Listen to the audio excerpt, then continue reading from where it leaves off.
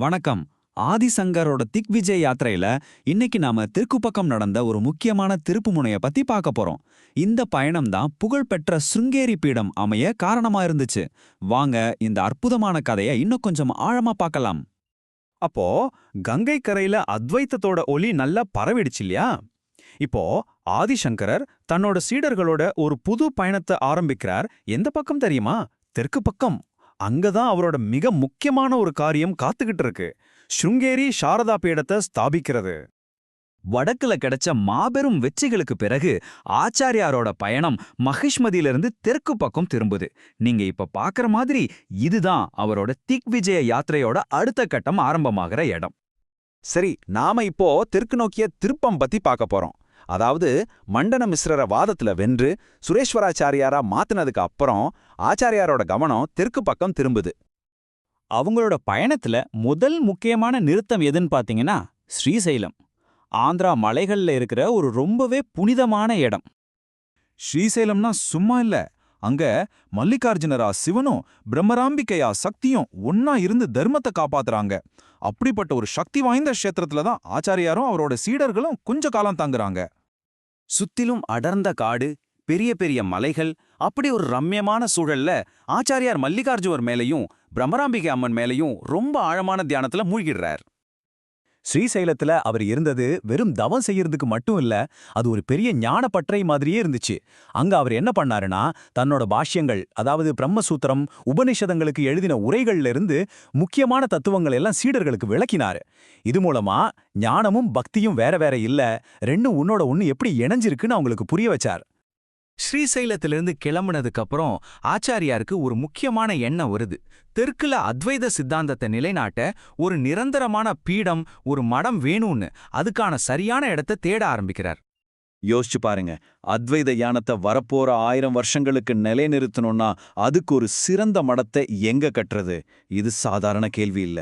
தெற்குல ஒரு வலுவான பீடத்தை அமைச்சாதான் பாரதத்தோட ஆன்மீக ஒருமைப்பாட்டை பாதுகாக்க முடியும்னு அவர் ஆழமா நம்பினார். அப்படியே அவர் தேடி பயணம் செஞ்சு ஒரு இடத்துக்கு வர்றார். அதுதான் கர்நாடகால துங்கா நதிக்கரையில் இருக்கிற ஸ்ருங்கேரி. இந்த இடத்துக்கு ஒரு பெரிய வரலாறு இருக்கு. முன்னொரு காலத்துல ரிஷ்யஸ்ருங்கர்னு ஒரு மகரிஷி இங்க தவம் செஞ்சிருக்கார். அதனால இதுக்கு ரிஷ்யஸ்ருங்ககிரின்னு பேரு. அதுதான் காலப்போக்கில் மருவி ஸ்ருங்கேரின்னு இன்னைக்கு நாம சொல்றோம். ஆனா ஸ்ருங்கேரி தான் அந்த சரியான இடம்னு ஆச்சாரியர் எப்படி முடிவு செஞ்சார்? அங்க ஒரு அதிசயம் நடந்துச்சு. அந்த தெய்வீகமான தருணத்தை பத்தி தான் நம்ம இப்ப பார்க்க போறோம். மேற்கு தொடர்ச்சி மலைகளோட பசுமைக்கு நடுவுல துங்கா நதி அமைதியா ஓடிக்கிட்டு இருக்கு. அப்படி ஒரு அழகான இடத்துக்கு ஆச்சாரியார் வர்றார். அங்கதான் அவர் வாழ்க்கையில மறக்க முடியாத ஒரு அசாதாரணமான காட்சியை பார்க்கறார். ஒரு பக்கம் கடும் வெயில்ல தாகத்தோட ஒரு மான் தவிச்சுக்கிட்டு இருக்கு. இன்னொரு பக்கம் அதை வேட்டையாட ஒரு புலி துரத்திக்கிட்டு வருது. இதுதான் காடு, இதுதான் இயற்கையோட விதி இல்லையா? ஆனா அங்க நடந்ததே வேற. என்ன நடந்தது தெரியுமா? திடீர்னு மழை பெய்ய ஆரம்பிக்குது. அப்போ ஒரு அற்புதம் நடக்குது. அந்த வேட்டையாடுற புலியும் பயந்து ஓடுற மானும் தங்களோட இயல்பான பகையை மறந்துட்டு ரெண்டும் ஒன்னா ஒரே மரத்து நிழல்ல அமைதியா ஒதுங்குது.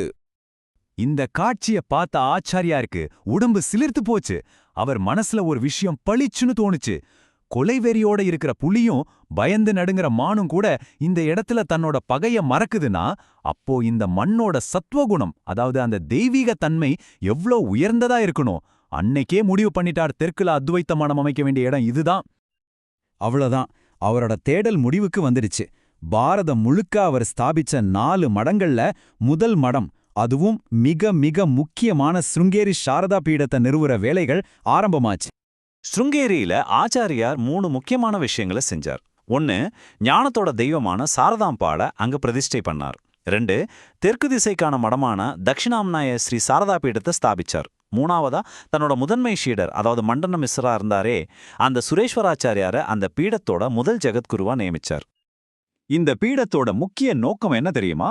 யஜுர்வேதத்தை கத்துக்கிறதும், அகம் பிரம்மாஸ்மி, நானே பிரம்மம் அப்படிங்கிற மகா வாக்கியத்தை தியானம் பண்றதும் தான்.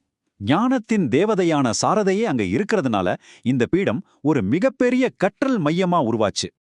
இப்படிதான் தெற்கு திசையில அத்வைத வேதாந்தத்தோட சுடர் பிரகாசமா ஏத்தி வைக்கப்பட்டது. ஆனா கதை இதோட முடியல. ஆச்சாரியாரோட திக்விஜயம் இன்னும் தொடருது.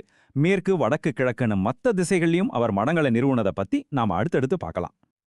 இந்த விளக்கத்தை பார்த்த உங்க எல்லாருக்கும் எங்களுடைய மனமார்ந்த நன்றி. ஞான்கோஷ் இது ஒரு பன்மொழி சேனல். இங்க நாம ஆங்கிலம், ஹிந்தி, மராத்தி, குஜராத்தி, பெங்காலி, தமிழ்னு பல மொழிகள்ல ஆன்மீக ஞானத்தை பகிர்ந்துக்கிறோம். இன்னும் நிறைய மொழிகள்ல கொண்டு வரதுக்கான வேலைகளும் நடந்துகிட்டு இருக்கு. எங்களோட நோக்கம் ரொம்பவே எளிமையானது.